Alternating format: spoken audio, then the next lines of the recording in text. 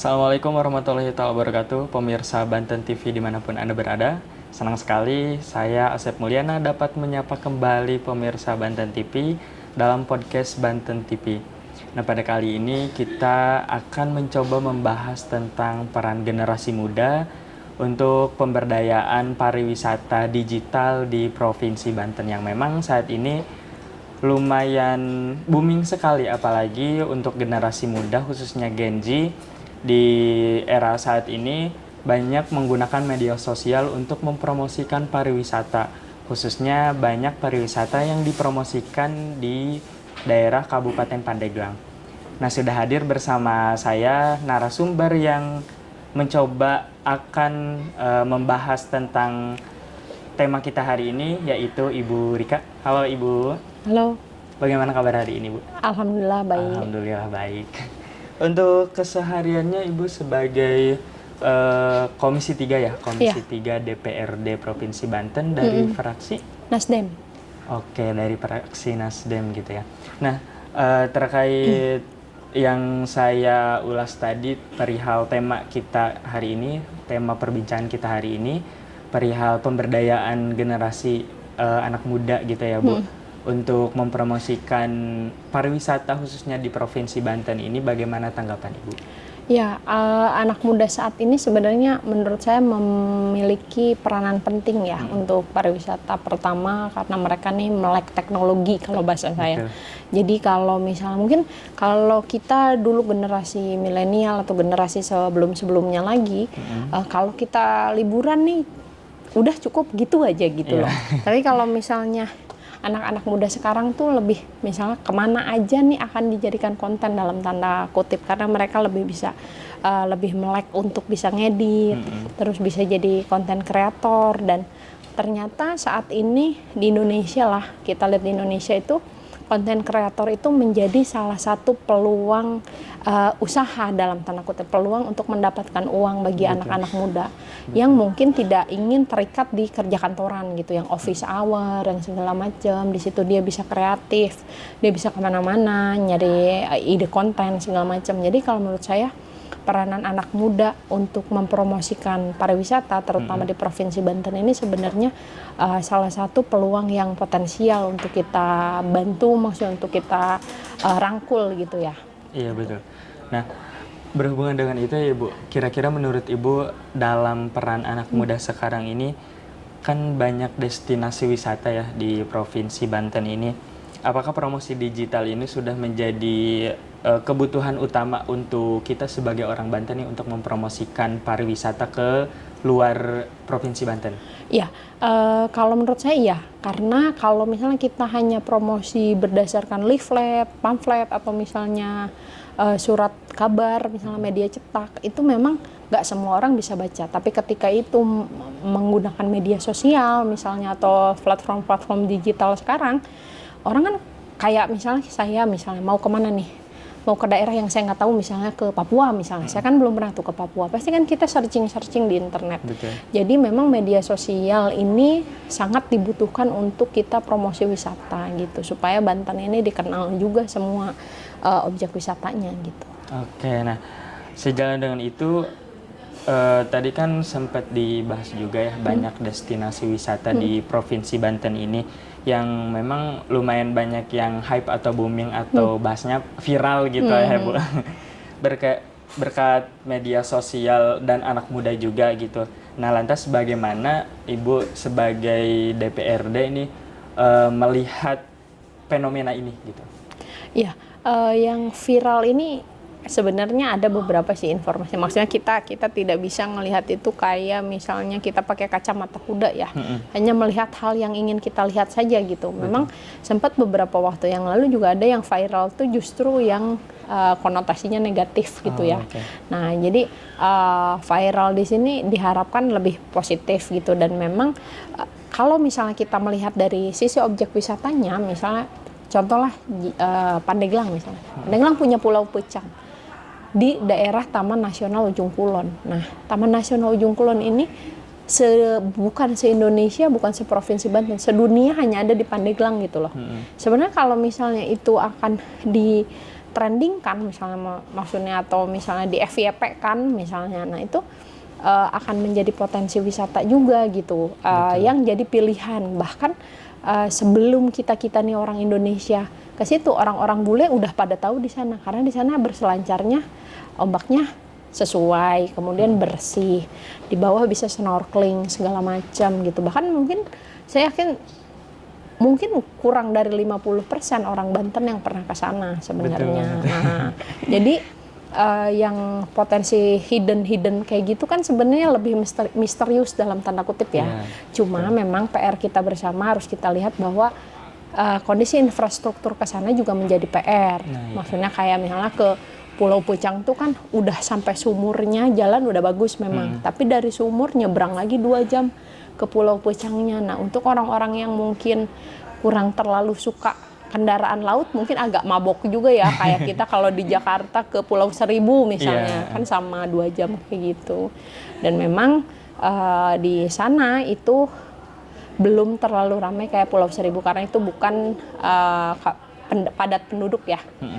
Itu karena kawasan taman nasional gitu. Nah, Ibu, tadi sempat dibahas tentang infrastruktur ya, Bu, yang memang kalau misalkan kita ngebahas tentang ke Pandeglang lah ya, kalau untuk jalan mungkin sudah bisa dikatakan lumayan bagus gitu kan ya, Bu, untuk akses ke wisata-wisata yang ke arah Pandeglang. Nah, kira-kira untuk infrastruktur yang luar daripada Kabupaten Pandeglang, contoh misalkan ke Kabupaten Lebak, yang memang orang-orang udah pada tahu gitu ya, Bu, kalau untuk Kabupaten Lebak ini termasuk ke wisata-wisata yang ada di Kabupaten Lebak. Dan saya mau menyoroti juga tidak hanya jalan aja ya, Bu, yang memang menjadi keresahan masyarakat itu termasuk di sinyal. Kadang kayak misalkan termasuk di Pandeglang ya, Bu, jalannya bagus tapi sinyalnya kurang nih gitu. Jadi wisatawan kadang susah buat update status gitu kan. Nah, itu bagaimana tanggapan Ibu perihal itu? Nah, justru kalau menurut saya lebih banyak jalan bagus di Kabupaten Lebak daripada di Kabupaten Pandeglang. Nah, kayak gini, kemarin Pak Gub tuh ke salah satu curug yang ada di desa Kawoyang. Nah, itu curug yang kemarin viral karena Pak Gub udah ke sana. Nah, itu jalannya luar biasa. Dan sinyalnya juga nggak ada. Sinyalnya nggak ada. Memang ini PR juga. Mungkin dengan adanya masukan-masukan seperti ini, penting bahwa ternyata pariwisata ini tidak hanya single OPD gitu, single OPD di Dispar, tapi juga kita harus bersinergi misalnya dengan menunjang infrastruktur, kemudian juga menunjang tadi akses untuk mendapatkan sinyal internet, misalnya apakah itu dari di Diskom, misalnya Diskominfo atau dari mana nanti, itu juga menjadi PR kita bersama. Karena paling sebenarnya yang tidak bisa dilakukan ketika sinyal tidak ada adalah satu komunikasi, yang kedua live ya. Ya kalau mau live misalnya apa-apa di sini gitu, pasti kan jadinya ke pending dulu gitu, baru diedit lagi gitu. Nah, sebenarnya yang kayak gini juga memang salah satu potensi ya, yang kalau misalnya dihadirkan itu jadi potensi kita untuk lebih maksimal lagi mempromosikan wisata kita gitu. Nah pembahasan dengan itu ya, Ibu, kira-kira dari DPRD sendiri kira-kira adakah pendampingan untuk memfasilitasi hal tersebut yang tadi kita bahas? Kalau dari komisi memang karena berbeda komisi sama kita ya, kalau misalnya Diskom misalnya ada di komisi lain, kemudian juga infrastruktur juga sama. Nah, kita gunakan itu ketika ajuan komisi untuk bisa di badan anggaran. Nah, jadi teman-teman dari komisi 3 yang masuk bagandangan anggaran supaya bisa mensinergikan kegiatan-kegiatan itu misalnya menjadi kegiatan yang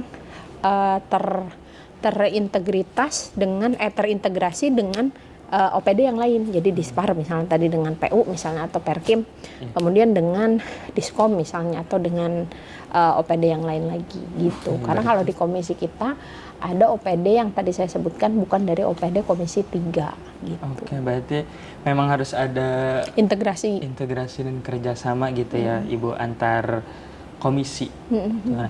Ibu, kalau ngomongin pariwisata memang kita nggak bakalan jauh ngebahas tentang UMKM juga gitu ya Bu. Setuju gak Bu? Iya. Setuju banget karena biasanya di setiap wisata juga kan banyak UMKM gitu ya Ibu.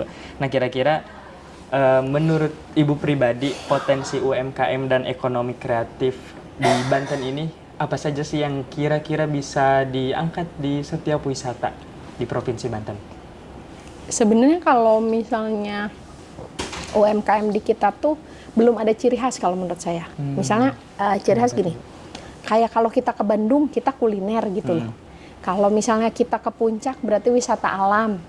Kalau kita ke Bali misalnya atau ke Jogja berarti ada wisata budaya, ada wisata seni. Nah mungkin itu ikonnya yang belum ada gitu. Ke Banten apa sih? Misalnya kita mau fokus di alam misalnya. Karena kita kan punya laut, punya gunung, segala macam kekayaan alam kita melimpah. Nah artinya ketika misalnya ikon ini bisa jadi salah satu titik nih, oh nyari wisata alam ke Banten. Nah di situ bisa ditunjang juga dengan kita pemberdayaan kepada UMKM-nya. Kan sejauh ini UMKM-nya ini lebih pada ide pribadi, belum kepada tujuan yang dikerucutkan gitu loh. Jadi misalnya ide pribadi tuh gini, gue mau dagang emping nih, yang ini mau dagang kriya misalnya, yang ini mau dagang ini, yang ini mau ini gitu loh. Lebih pada seperti itu. Nah tapi apakah ini ada peluang? Ada peluang juga. Nah tapi peluangnya juga tetap harus diarahkan oleh kita juga, maksudnya oleh dinas, diarahkan juga supaya itu bisa menjadi ikon. Kalau misalnya kita ngomongin emping misalnya, oke lah emping ke Pandeglang misalnya, tapi ternyata ketika kita ke daerah lain, misal nih ada juga emping yang lain, berarti kan belum jadi ciri khasnya Banten gitu. Nah, terus kalau misalnya di Pandeglang sendiri, misalnya contoh saya ngambil Pandeglang karena saya orang Pandeglang ya. Misalnya ngambil Pandeglang misalnya dengan balok misalnya atau apa, ternyata nggak bisa jadi oleh-oleh karena satu hari, bahkan belum satu hari aja udah asem gitu loh makanannya. Jadi kan nggak bisa. Atau misalnya kelebak dengan madu baduy misalnya gitu. Nah, bisa gitu cari madu ya ke Lebak, cari emping ke Pandeglang misalnya, atau misalnya di Tangerang cari misalnya kreativitas apa di Tangerang misalnya, terus Serang misalnya dengan bandengnya misalnya gitu kan. Nah kayak gitu itu berpotensi sih, jadi tinggal membutuhkan PR dari UMKM itu biasanya akses permodalan. Nah akses permodalan ini kalau misalnya dari OPD ada, nah, tinggal bagaimana ketika mereka akan mengembangkan bisnis dalam tanda kutip usahanya. Nah, bagaimana kepercayaan pihak perbankan. Karena pihak perbankan tuh kan dia juga nggak mau beresiko dengan kredit macet dong. Iya, betul. Nah, jadi benar-benar pasti dia strict banget dengan aturan. Sedangkan UMKM ini kadang-kadang sulit memenuhi aturannya. Misalnya gini, harus sudah berusaha minimal 3 atau 5 tahun. Nah, UMKM ini mau mulai aja modalnya nggak ada gitu loh, apalagi udah 3-5 tahun gitu. Nah paling mentoknya di situ sih kalau UMKM kita kayaknya. Tadi kan Ibu nge-highlight kalau misalkan di Banten itu kita katakan kurang, kalau untuk segi kuliner mungkin ya Bu, kurang dalam yang khas gitu kan ya Bu? Khasnya belum muncul. Nah kira-kira ada pembenahan apa yang harus dilakukan pemerintah nih untuk memunculkan kalau misalkan di Provinsi Banten ini ada yang khas gitu? Ya sebenarnya mungkin ada, kalau misal ngomong daerah tadi ya, misalnya madu baduy atau apa. Kalau daerah per daerah kayak misalnya Bogor, misalnya dengan segala macam talasnya Bogor misalnya tuh. Bandung dengan segala macam kuliner modernnya misalnya gitu kan. Karena berbicaranya kota, kalau kota kabupaten memang sudah ada sebenarnya. Cuma kalau kita bicara Provinsi Banten nih, apa sih khasnya? Memang belum ada. Kalau menurut saya belum ada khasnya gitu. Apa gitu yang ditentukan oleh pemerintah. Mungkin ini juga bisa jadi masukan untuk kita dari bawah, misalnya dari sejarawan atau apa, kayak apa sih sebenarnya panganan, kalau makanan nih, kalau panganan apa sih yang sebenarnya khas dari Provinsi Banten? Atau misalnya harus bawa-bawa ini badak atau misalnya mercusuar misalnya ini bolu mercusuar misalnya gitu misal nih ya kan kita nggak tahu kan itu hanya ada di Banten ya, bisa-bisa saja misalnya kayak gitu kan ya. Abis ini si A-nya ada ide bikin bolu mercusuar ya jadiin aja itu ini Provinsi Banten gitu ya Bu. Kan ada di Banten doang. Nah cuma singkat ceritanya adalah ya itu nanti bisa kita sampaikan juga ke OPD-nya. Kemarin sih saya udah beberapa kali ketemu Bu Kadis. Bu, kayaknya kita kalau soal kulineran nih masih minim nih.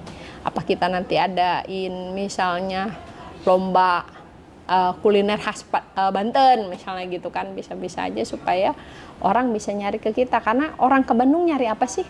Nyari outlet juga sekarang udah banyak outlet di mana-mana. Pasti yang dicari tuh apa?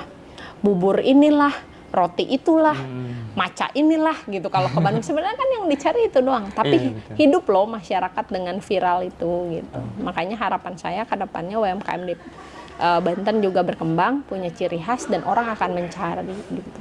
Betul banget. Nah, memang sebenarnya Banten itu, Provinsi Banten itu kaya banget gitu ya Bu. Kaya dan beragam, entah itu dari kuliner, entah itu dari wisatanya juga, termasuk kebudayanya juga gitu kan ya Bu. Nah, kira-kira tantangan utama untuk pengembangan wisata di Provinsi Banten dan kalau kita misalkan korelasikan dengan peran anak muda yang ingin didorong oleh Komisi 3 itu apa aja gitu Bu? Pemberdayaan mereka. Jadi pemberdayaannya anak mudanya. Maksudnya terarah. Kalau misalnya sebenarnya sudah dilakukan sih, sudah dilakukan beberapa kali itu kayak misalnya pelatihan konten kreator, pelatihan desain packaging atau apa itu sudah ada sebenarnya. Hanya mungkin evaluasi dan tindak lanjutnya agar mereka yang lulusan dari pelatihan ini supaya punya PR dalam tanda kutip untuk mengenalkan Provinsi Banten ke dunia luar dengan hasil pembelajaran mereka, paling itu. Jadi kalau dilakukan sudah pemberdayaannya, pelatihannya juga sudah beberapa kali dilakukan dari zaman kapan beberapa tahun lalu juga memang sudah. Cuma ya mungkin implementasinya yang masih kita harus evaluasi gitu. Oke. Nah biasanya bagaimana nih Ibu melihat evaluasi akan pemberdayaan tadi? Karena kan tadi sudah dijelaskan pemberdayaannya sudah gitu kan. Nah kira-kira dari evaluasi adakah kayak misalkan kekurangan yang memang harusnya itu tuh ditingkatkan gitu. Kira-kira apa Ibu?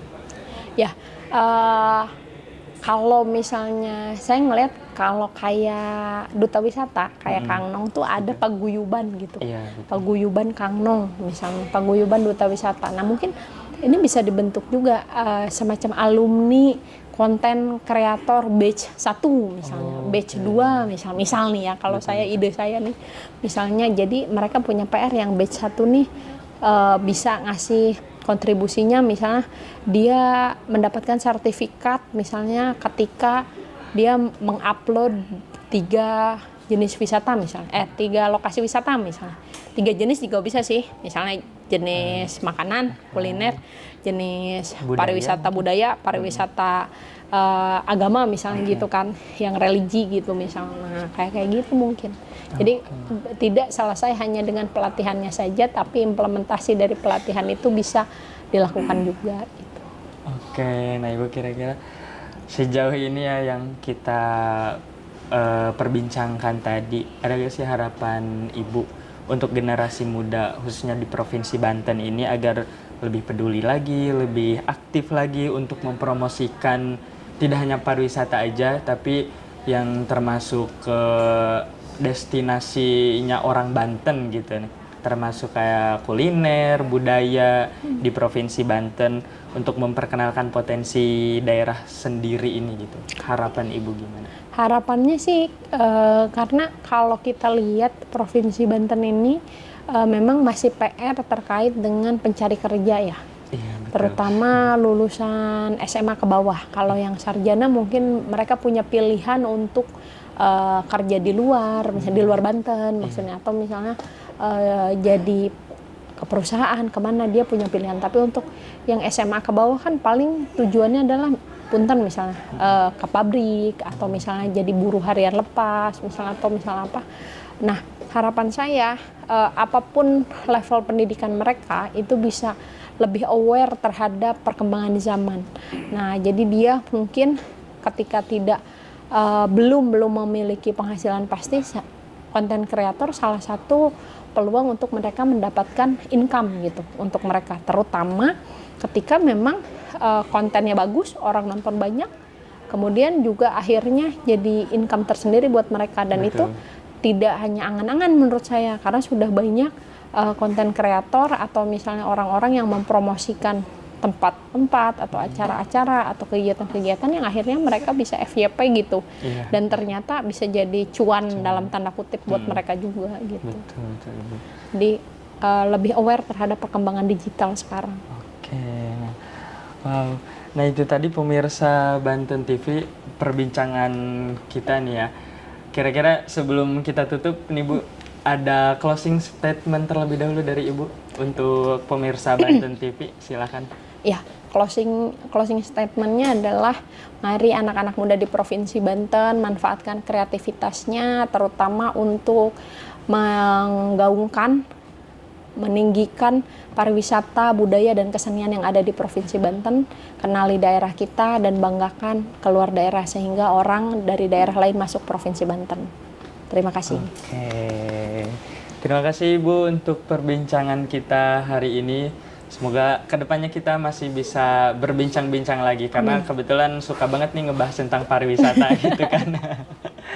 Oke, pemirsa Banten TV, terima kasih banyak sudah menyaksikan podcast kali ini. Semoga kita bisa berbincang-bincang lagi dan terus saksikan podcast Banten TV di channel YouTube Banten TV. Terima kasih, saya tutup. Assalamualaikum warahmatullahi wabarakatuh. Waalaikumsalam warahmatullahi wabarakatuh. Terima kasih banyak Ibu.